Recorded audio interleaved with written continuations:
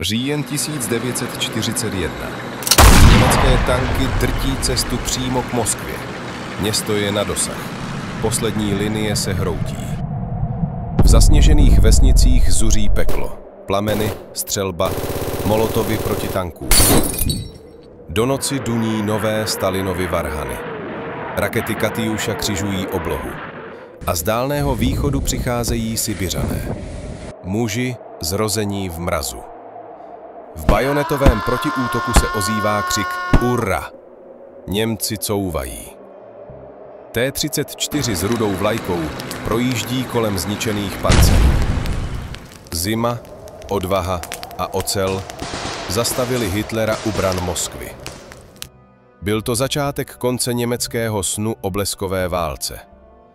Myslíte, že právě tady se zlomil osud Třetí říše?